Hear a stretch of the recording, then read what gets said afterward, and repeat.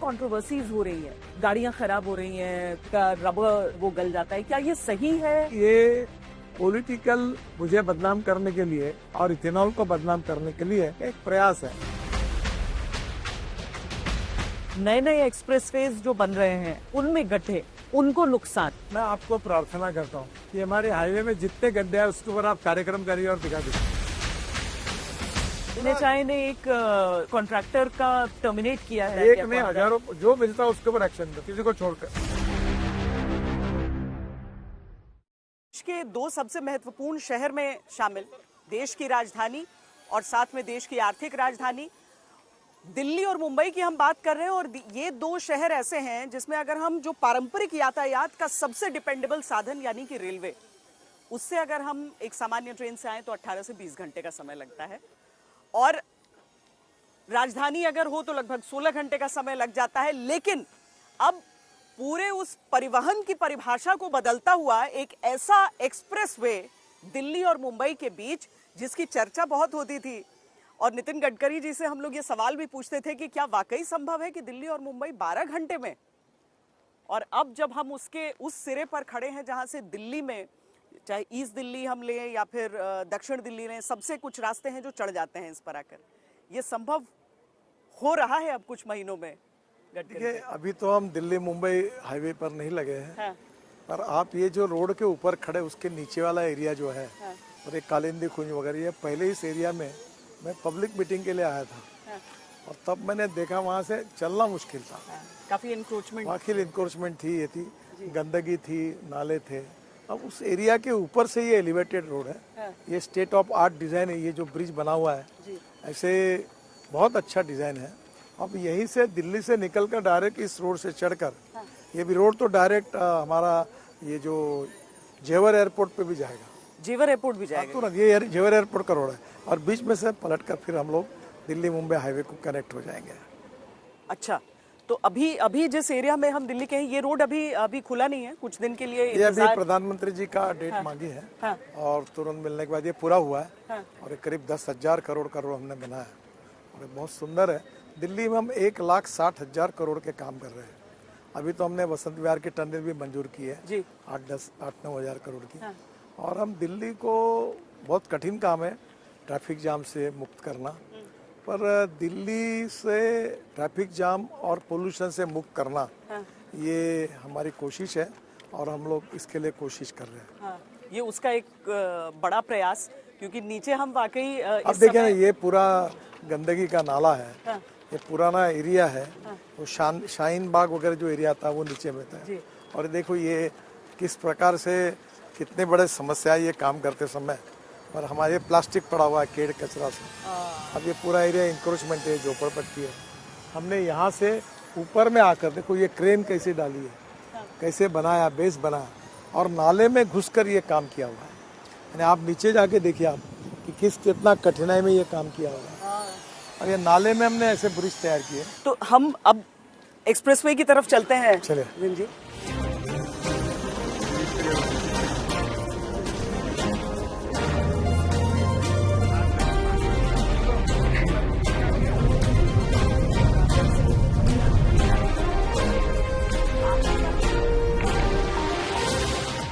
तो इस मैप के हिसाब से यहाँ पर सर रेड वाला है दिल्ली मुंबई एक्सप्रेसवे। अभी हम लोग हम लोग यहाँ से एंटर किए, ये दिल्ली का रिंग रोड है। हाँ। जो आपका DND है। हाँ। वो यहाँ से ये हाईवे आया फरीदाबाद को बाईपास करते हुए। हाँ। वो ये सोना पे ज्वाइन कर लेगा। ये गुड़गावा है, गुड़गावा सोना रोड है। ये एक्सप्रेसवे यहाँ शुरू होता है, यहाँ मिल जाएंगे सोना पे हम एक्सप्रेसवे, और फिर ये जयपुर इधर से ये जेवर चलेगा। जेवर एयरपोर्ट का ये मतलब सारी डिस्टेंस कम हो जाएंगे, एकदम सिग्नल फ्री है। और ये जो लोग अंदर घुसते थे दिल्ली के, ये सब लोग अभी इधर आएंगे नहीं, इनको डायरेक्ट लिंक मिल जाएगी। तो दिल्ली का ट्रैफिक काफी कम हो जाएगा, 30-40%। सर आप बहुत सालों से ट्राई कर रहे हैं दिल्ली का ट्रैफिक कम करने का। पर आप बताए दिल्ली पेरिफेरल रोड बना। हाँ। जितने ट्रक जाते थे अभी बाहर चले गए। हाँ। कम तो हुआ। अगर ये नहीं होते तो ये बात अलग है, कम होने के बाद और नया बढ़ा। हाँ। इसके कारण इफेक्ट जितना आता है लोगों को नहीं आ रहा है। एक तो वो कम हुआ, दूसरा मुझे लगता है कि जो दिल्ली के आसपास जो शहर है उनसे दूरी कम हुई। जयपुर हो गया, देहरादून हो अभी गया, दिल्ली देहरादून 2 घंटे में, 2 घंटे जयपुर सब। 2.25 घंटे में। हाँ। तो ये तो बदल एकदम हो गया है। अब एग्जिस्टिंग दिल्ली जयपुर रोड का भी ट्रैफिक ज्यादा हाँ। कम नहीं हुआ, इसका मतलब ट्रैफिक बढ़ा भी बहुत। ट्रैफिक बढ़ा भी है। पर सर 1 लाख करोड़ इस दिल्ली मुंबई एक्सप्रेसवे की, दिल्ली मुंबई एक्सप्रेस हाईवे की कीमत 1 लाख करोड़ की, अब ज्यादा हो जाएगी, 1,10,000 करोड़ तक जाएगी। उस हिसाब का रिटर्न्स क्या, अगर एक आम आदमी सोचे, देखिए सरकार की बात एक होती है, एक होता है आम इंसान सोच रहा है कि देखिए ये रिटर्न के हिसाब से नहीं गिनना चाहिए। हाँ। जैसे उदाहरण के लिए अभी एक रिपोर्ट आया IIM बेंगलोर, IIT कानपुर और IIT चेन्नई का, ये एक समय हमारी लॉजिस्टिक कॉस्ट GDP के हिसाब से 16% आती थी, अच्छा। और चाइना की 8%, हाँ। और अमेरिका और यूरोपियन कंट्री की ये 12% की। और अभी ये रिपोर्ट ऐसा आया है कि हमारी लॉजिस्टिक कॉस्ट 6% का हुई है, तो ये एकदम 10% पे आई 6 महीने पहले। अभी तो मुझे लगता है वो 9 पे आई होगी, सिंगल डिजिट पे। तो हम इंटरनेशनल मार्केट में, हमारे आयात निर्यात में हम लोग अगर 6% कॉस्ट कम हो जाएगी तो उतना कॉम्पिटिटिव होंगे। तो मुझे लगता है एक प्रकार से हमारी इकोनॉमी को बूस्ट करेगा, नई इंडस्ट्री, ट्रेड, बिजनेस और टूरिज्म बढ़ेगा। अब सिंपल उदाहरण बताता, यहाँ से बद्रीनाथ केदारनाथ का दिल्ली से हमने भी रोड बना दी, तो 3 गुना ट्रैफिक पर्यटकों का बढ़ा, कितना टन कर रहा। अब वो सरकार को कंट्रोल करना पड़ा, ये ज्यादा लोग मत आइए। अच्छा, टूरिज्म जब आता है तो 49% एक्सपेंडिचर एम्प्लॉयमेंट क्रिएट करने के लिए खर्चा होता है, तो इससे रोजगार निर्माण होता है। तो सर अगर मैं एक ट्रक लेकर मान लीजिए मैं जा रही हूँ दिल्ली से मुंबई, तो डीजल के हिसाब से, वक्त के हिसाब से, पैसों के हिसाब से मेरी कितनी परसेंटेज मेरी बचत होगी? देखो पहली बात तो एक ट्रक दिल्ली से मुंबई जाने के लिए अभी 48 घंटे लग, ट्रक को। अब वो ट्रक जाएगा 18 से 20 घंटे, हाँ। तो उसके करीब 28 घंटे बच गए। तो वो एक महीने में अगर 4 ट्रिप करता होगा तो 7 ट्रिप करेगा, तो एक ही ट्रक की 7 ट्रिप होगी तो उसका प्रॉफिट बढ़ेगा। दूसरा, जो चलते समय उतनी मशीन कम चलेगी तो फ्यूल भी बचेगी, हाँ। और फ्यूल बचेगी, कॉस्ट बचेगी, टाइम बचेगा, रिटर्न ज़्यादा मिलेंगे कैपिटल इन्वेस्टमेंट पर, और उसके कारण ही लॉजिस्टिक कॉस्ट कम होगी। सर फ्यूल की बात आपने की है तो मैं उस फ्यूल की बात करना चाहती हूँ, पूछना चाहती हूँ आपसे, जिसके साथ मतलब आपने जब इथेनॉल के बारे में बात करना शुरू किया था, मैं भी समझ सकती हूँ कि पेट्रोलियम मिनिस्ट्री को ये चीजें देखनी है, लेकिन आप बहुत पैशनेटली उसके बारे में बताते भी थे। आज जो जितनी कंट्रोवर्सीज हो रही है कि गाड़ियां खराब हो रही हैं, कोई कह रहा है उसका रबर का इस्तेमाल जहां होता है वो गल जाता है, क्या ये सही है या फिर केवल एक डर है, क्या है? क्योंकि कुछ पहली तो ठोस बात नहीं ऐसी है कि मैं केवल इथेनॉल की बात नहीं करता, जी, मैं ऑल्टरनेटिव फ्यूल अल्टरनेटिव फ्यूल और बायो फ्यूल की बात हाँ। करता हूँ। इलेक्ट्रिक भी मैंने शुरू की, जी, और हाइड्रोजन की भी बात करता हूँ, मिथेनॉल, CNG, मैं ये सब अल्टरनेटिव बायोफ्यूल की इसलिए बात करता हूँ कि हमारे देश में 22 लाख करोड़ रुपए का फॉसिल फ्यूल इंपोर्ट होता है, जो हमारे एनर्जी रिक्वायरमेंट का 87% है। आत्मनिर्भर भारत बने, हमें इंपोर्ट करने की जरूरत ना पड़े, और इसका फायदा युवाओं के लिए रोजगार निर्माण हो, और इसका फायदा किसान, अन्नदाता, ऊर्जादाता, ईंधन दाता, हवाई ईंधन दाता, बिटुमिन दाता, हाइड्रोजन दाता बने, ताकि गांव गरीब मजदूर किसान को फायदा मिले। इसलिए मैं बात 2004 से कर रहा हूँ। रही बात इसमें फ्यूल कैसा यूज करना, किसको ऐड करना, ये सब पेट्रोलियम मिनिस्ट्री के अधिकार में आता है।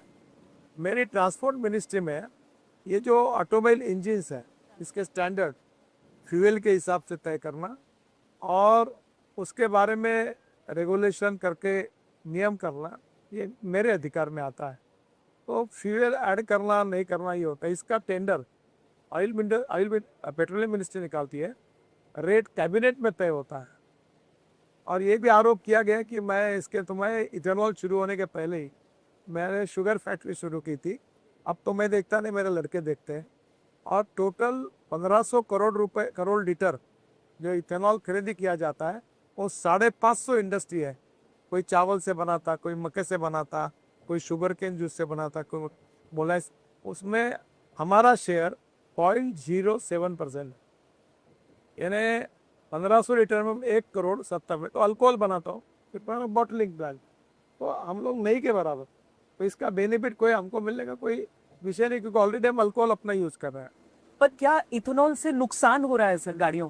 पहली बात, मैं आपको एक प्रश्न पूछता हूँ, हाँ। क्या आपके नज़रों में, आप भी पेट्रोल गाड़ी यूज करती है, अब 20% आपके गाड़ी में भी इथेनॉल है, आपको कोई तकलीफ हुई? अभी तक तो नहीं। आपके पेट्रोल की गाड़ी जिसकी इथेनॉल के कारण बिगड़ी हुई है, ऐसे 2 लोगों के नाम बता सकती है आप मुझे? अपना पर्सनल जान पहचान के? हाँ, कोई भी बताओ, जो भी देश का बताओ, कुछ भी बताओ, है कोई? नहीं, यूट्यूब पे वीडियोस देखे अभी हैं। मैं आपको बताता हूँ जी। कि ये पेट्रोल की गाड़ियाँ, इसमें जो गाड़ियाँ जा रही है, ये जो फ्लेक्स इंजन है, इसमें 40% शेयर मारुति सुजुकी का है। उनके पास एक भी कंप्लेंट नहीं आया, टोयोटो के पास एक भी कंप्लेंट नहीं आया, अभी कोई टाटा महिंद्रा किसी के पास कोई कंप्लेंट नहीं आया। दूसरी बात, इसका इंश्योरेंस कवर है, गारंटी कंपनी दे रही है, कोई गारंटी में फर्क नहीं पड़ा। हाँ, एक बात जरूर है कि गाड़ी का मेंटेनेंस होते रहता है 2-4 साल, कोई पार्ट्स लगता है, कोई निकलता है। अभी एक पटना में घटना हुई कि टोयोटो कंपनी पर आरोप लगाया, वो इनोवा गाड़ी थी, वो खराब हुई वगैरह, तो उन्होंने कहा गाड़ी दो हमको, हम चेक करना है। बोले नहीं देता, तो उन्होंने कहा नहीं देंगे तो हम पब्लिक डिक्लेयर करेंगे। फिर उसने गाड़ी दी, चेक किया तो उसमें पानी अडल्ट्रेशन किया हुआ मिला।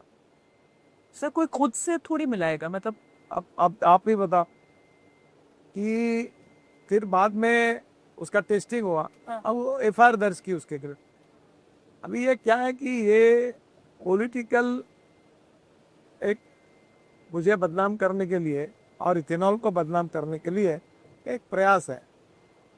और मैं तो आह्वान करता हूँ, मैंने कल ही कहा कि जिसमें की गाड़ी पेट्रोल की इथेनॉल डाली खराब हुई है, वो एक तकरार तुरंत डीलर के पास करे, और एक तकरार हमारी मिनिस्ट्री ने रियम तैयार की है इसके बारे में, हमें तकरार करें, हम इंक्वायरी करेंगे, आपको राहत देंगे।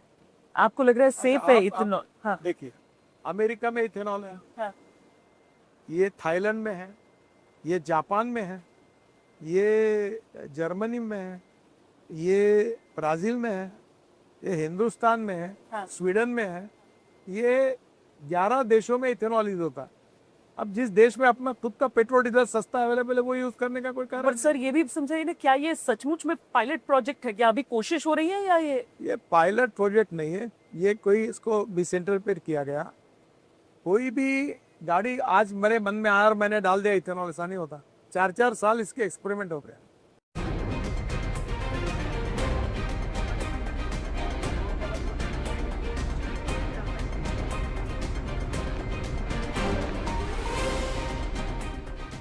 तो सर इसमें मतलब अगर हम बाकी रोड से कंपेयर करें, एक्सप्रेसवे से कंपेयर करें, तो इसमें कौन सी एक ऐसी चीज है, कोई नई टेक्नोलॉजी या ऐसी चीज जो इसे बाकियों से अलग और एक अभी तरीके से? आपने जो लोहे का ब्रिज देखा ना, हाँ।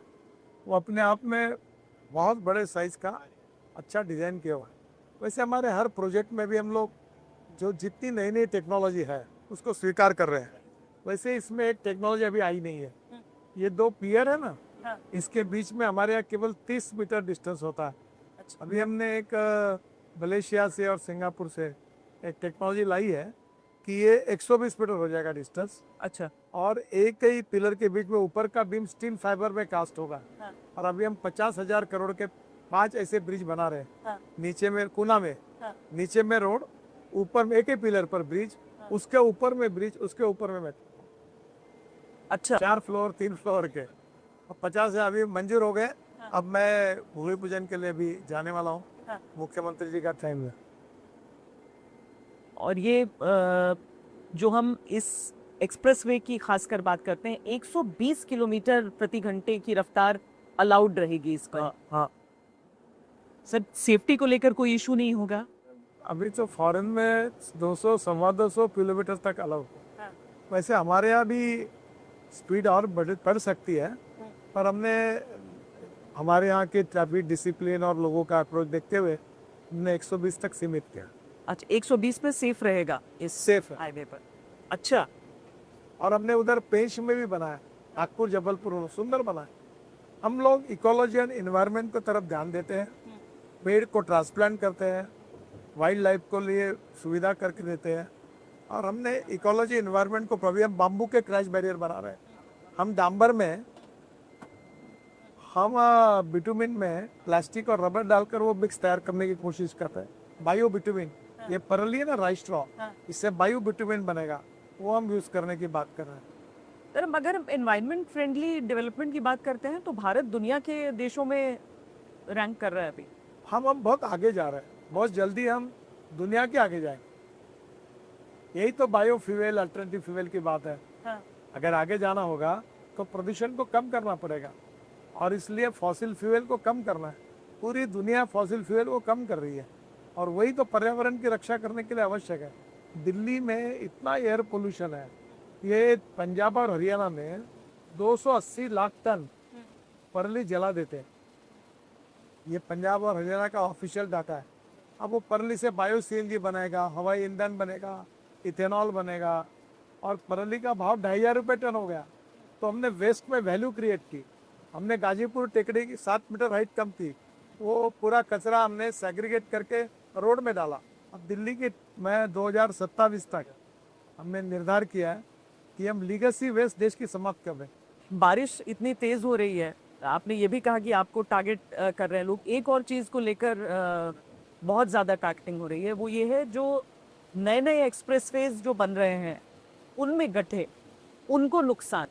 मैं आपको प्रार्थना करता हूँ जी कि हमारे हाईवे में जितने गड्ढे हैं उसके ऊपर आप कार्यक्रम करिए और दिखा दीजिए। देखो गड्ढे नहीं है ऐसा मैं नहीं कहूँगा। हेवी ट्रैफिक के बाद 2 साल 3 साल 4 साल कभी ना कभी प्रॉब्लम आते हैं, पर आप मुझे बताइए, आज जो लोग ही आपको फीडबैक देंगे इतना रोड अच्छा है, हमें 2 घंटा 3 घंटा नीचे हमारे बच गए।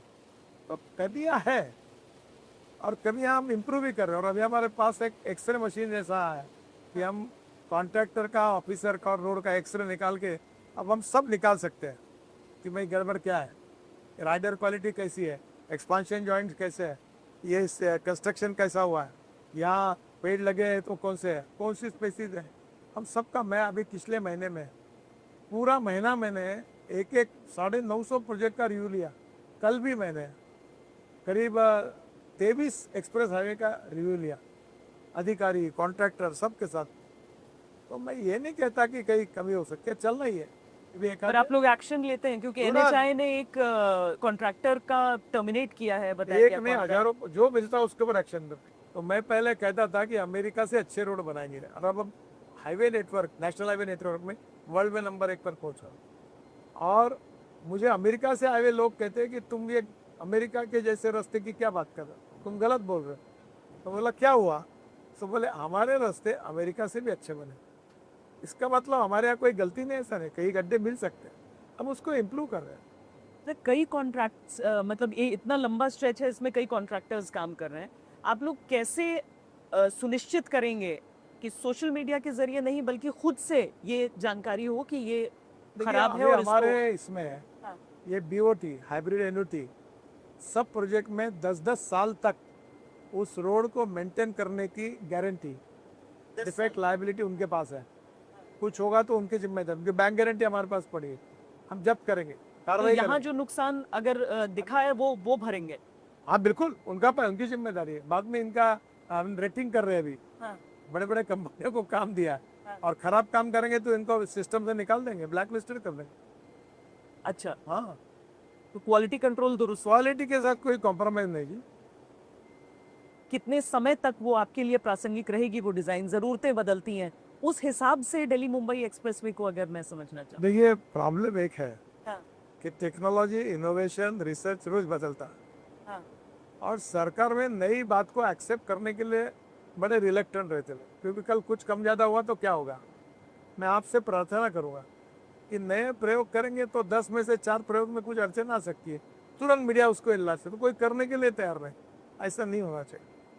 हम उम्मीद करते हैं कि बारिश थोड़ी रुके और हम अगले जो आपका रिव्यू पॉइंट है वहाँ पर हम ओके।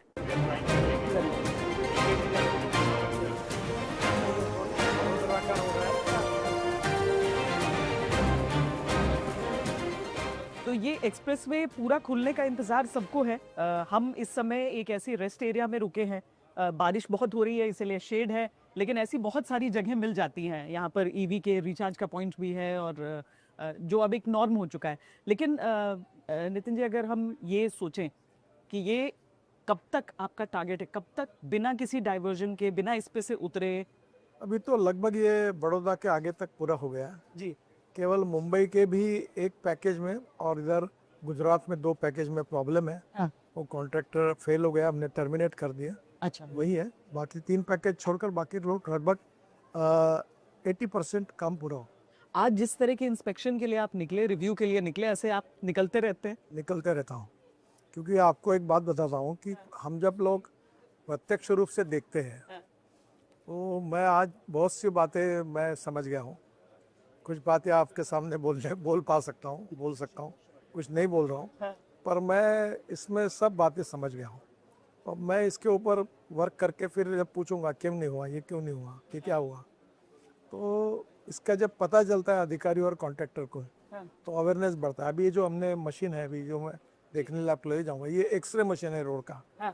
मुझे कहाँ गड्ढा है, कहाँ स्लोप है, कहाँ राइडिंग क्वालिटी ख़राब है, या प्लांटेशन कितना हुआ है, स्ट्रक्चर्स कहाँ है, रोड पर कौन खड़ा है, एवरीथिंग मेरे पास आ जाएगा। एआई का उपयोग किया है उस एक मशीन के साथ। वो एआई ये भी बताएगा कि अगले 2 महीने के बाद रोड खराब होने वाला है क्या, उसमें प्रॉब्लम क्या है, ये भी आ जाएगा। अच्छा। हाँ, और इतना महंगा रोड, टोल के लिए भी उतनी ही जेब खाली करनी होगी लोग। नहीं अभी तो हमने सस्ता कर दिया ना। 3000 रुपये में 200 टोल फ्री है, तो 15 रुपये में आ गया टोल, तो लगभग तो कोई प्राइस ही नहीं उसका। अच्छा। जो 150 रुपये भरते थे वो 15 रुपये में आ गया। तो कार वालों के लिए नहीं है, और बाकी ट्रक वालों के लिए तो उनका सेविंग भी है ना, फ्यूल का सेविंग है, टाइम का सेविंग है, तो उसमें उनका फायदा भी है। चलिए नितिन जी, हम उम्मीद करते हैं कि जल्दी से जल्दी ये एक्सप्रेसवे लोगों के लिए खुल पाए। बहुत बहुत धन्यवाद ये पूरा हिस्सा हमें दिखाने के लिए, इसका पार्ट हमें बनाने के लिए। बहुत धन्यवाद। देश और दुनिया की बाकी खबरों के लिए देखते रहिए आज तक।